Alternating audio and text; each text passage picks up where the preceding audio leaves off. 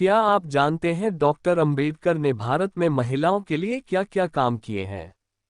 भारत में जब नारीवाद का कोई नाम भी ढंग से नहीं जानता था, उस वक्त बाबा साहब डॉक्टर अंबेडकर ने नारी सशक्तिकरण के ऐसे काम किए जिससे आज भारतीय महिलाएं आज अंतरिक्ष तक पहुंच चुकी हैं।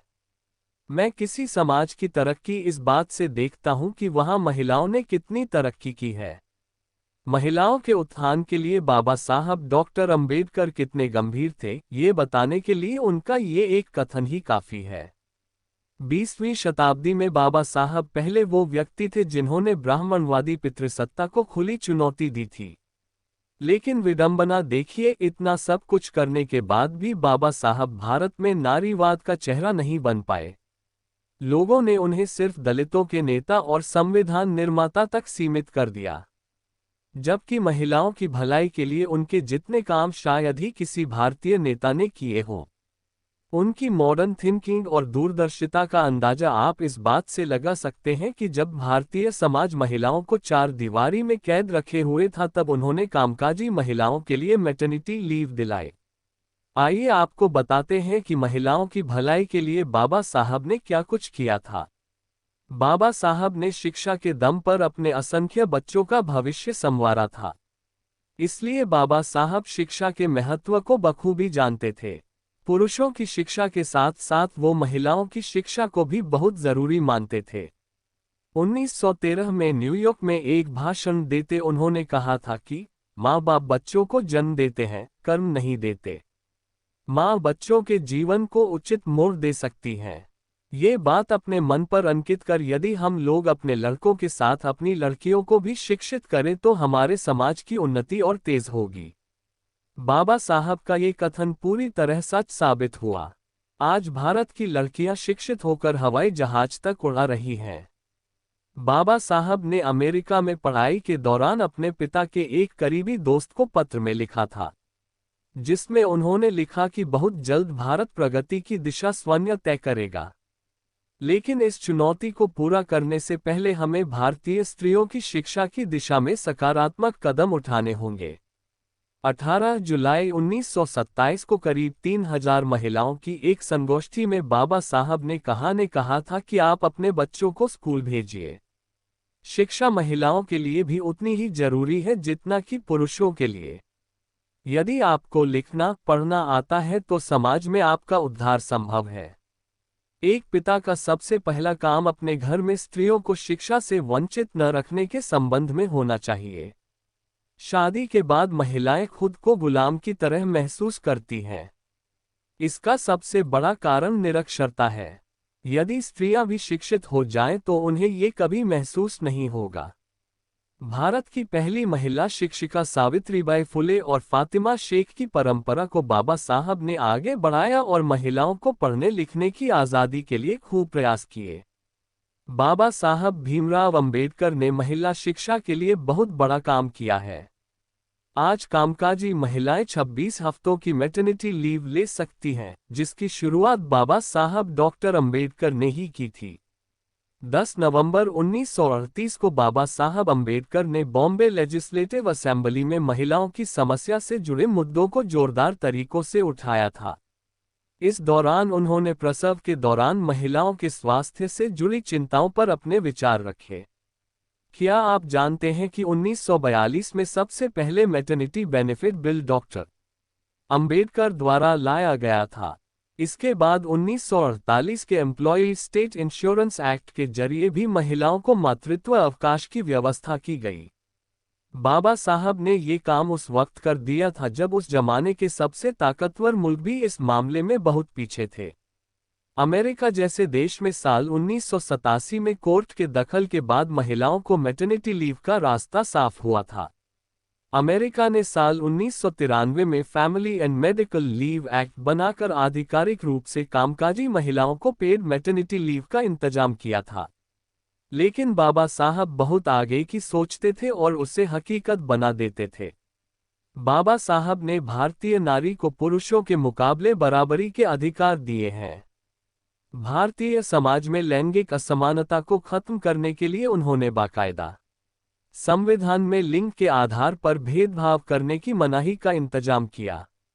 आर्टिकल 14 से 16 में महिलाओं को समाज में समान अधिकार देने का भी प्रावधान किया गया है। बाबा साहब ने संविधान में लिखा कि किसी भी महिला को सिर्फ महिला होने की वजह से किसी अवसर से वंचित नहीं रखा जाएगा और न ही उसके साथ लिंग के आधार पर कोई भेदभाव किया जा सकता है। भारतीय संविधान के निर्माण के वक्त भी बाबा साहब ने महिलाओं के कल्याण से जुड़े कई प्रस्ताव रखे थे। इसके अलावा महिलाओं की खरीद फरोख्त और शोषण के विरुद्ध भी बाबा साहब ने कानूनी प्रावधान किए। साथ ही बाबा साहब ने संविधान में महिलाओं और बच्चों के लिए राज्यों को विशेष कदम उठाने की इजाजत भी दी। वोटिंग राइट्स को लेकर 20वीं शताब्दी के आधे हिस्से तक दुनिया भर में कई आंदोलन हुए। नारीवाद की पहली और दूसरी लहर में महिलाओं के लिए वोटिंग राइट्स की जबरदस्त मांग उठी, लेकिन उस समय भारत में इसके लिए बहुत ज्यादा आंदोलन नहीं हुए थे। जब बाबा साहब को संविधान लिखने का मौका मिला तो उन्होंने महिलाओं को भी समान मताधिकार दिया।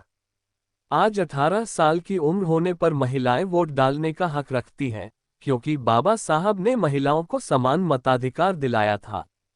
अरस्तू से लेकर मनु तक ने महिलाओं को दोयम दर्जे का नागरिक माना। बाबा साहब ने भारतीय संविधान में उन्हें बराबरी के नागरिक अधिकार दिए हैं। स्विट्जरलैंड जैसे देश में महिलाओं को मताधिकार 1971 में मिला, लेकिन बाबा ने संविधान बनाते वक्त ही महिलाओं को मताधिकार सुनिश्चित कर दिया था। बाबा साहब ने संविधान के जरिए महिलाओं को वे अधिकार दिए जो मनुस्मृति ने नकारे थे। उन्होंने राजनीति और संविधान के जरिए भारतीय समाज में स्त्री पुरुष के बीच असमानता की गहरी खाई पाटने का सार्थक प्रयास किया। जाति, लिंग और धर्मनिरपेक्षता संविधान में उन्होंने सामाजिक न्याय की कल्पना की है। हिंदू कोड बिल के जरिए उन्होंने संवैधानिक स्तर से महिला हितों की रक्षा का प्रयास किया। इस बिल के 4 प्रमुख अंग थे। 1. हिंदुओं में बहुविवाह की प्रथा को समाप्त करके केवल एक विवाह का प्रावधान, जो विधिसम्मत हो। 2. महिलाओं को संपत्ति में अधिकार देना और बच्चे गोद लेने का अधिकार देना। 3. पुरुषों के समान नारियों को भी तलाक का अधिकार देना। हिंदू समाज में पहले पुरुष ही तलाक दे सकते थे। 4. आधुनिक और प्रगतिशील विचारधारा के अनुरूप समाज को एकीकृत करके उसे मजबूत करना।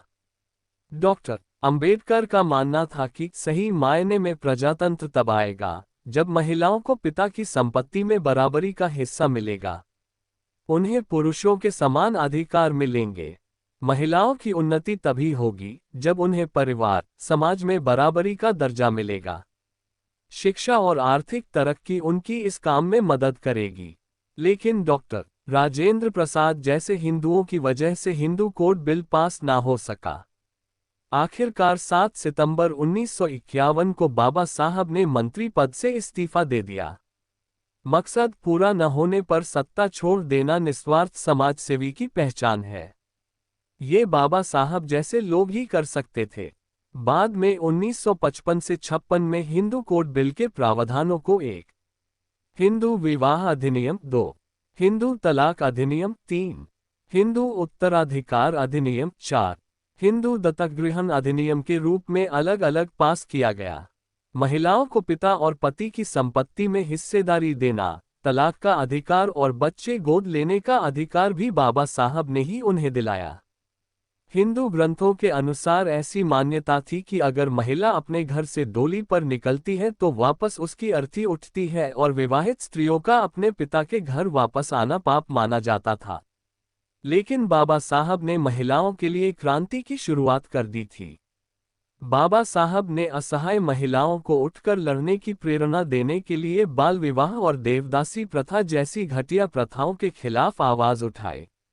1928 में मुंबई में एक महिला कल्याणकारी संस्था की स्थापना की गई थी, जिसकी अध्यक्ष बाबा साहब की पत्नी रमाबाई थी। 20 जनवरी 1942 को डॉक्टर भीमराव अंबेडकर की अध्यक्षता में अखिल भारतीय दलित महिला सम्मेलन का आयोजन किया गया था, जिसमें करीब 25,000 महिलाओं ने हिस्सा लिया था। उस समय इतनी भारी संख्या में महिलाओं का एकजुट होना काफी बड़ी बात थी। बाबा साहब ने दलित महिलाओं की प्रशंसा करते हुए कहा था, महिलाओं में जागृति का अटूट विश्वास है। सामाजिक कुरीतियां नष्ट करने में महिलाओं का बड़ा योगदान हो सकता है। मैं अपने अनुभव से यह बता रहा हूं कि जब मैंने दलित समाज का काम अपने हाथों में लिया था तभी मैंने ये निश्चय किया था कि पुरुषों के साथ महिलाओं को भी आगे ले जाना चाहिए। महिला समाज ने जितनी मात्रा में प्रगति की है इससे मैं दलित समाज की प्रगति में गिनती करता हूं। अंबेडकर संभवतः पहली शख्सियत रहे हैं जिन्होंने जातीय संरचना में महिलाओं की स्थिति को जेंडर की दृष्टि से समझने की कोशिश की। उनकी पूरी वैचारिकी के मंथन और दृष्टिकोण में सबसे अहम मंथन का हिस्सा महिला सशक्तिकरण था। भारतीय नारीवादी चिंतन और डॉक्टर अंबेडकर के महिला चिंतन की वैचारिकी का केंद्र ब्राह्मणवादी पितृसत्तात्मक व्यवस्था और समाज में व्याप्त परंपरागत धार्मिक और सांस्कृतिक मान्यताएं रही हैं, जो महिलाओं को पुरुषों के अधीन बनाए रखने में महत्वपूर्ण भूमिका अदा करती रही है।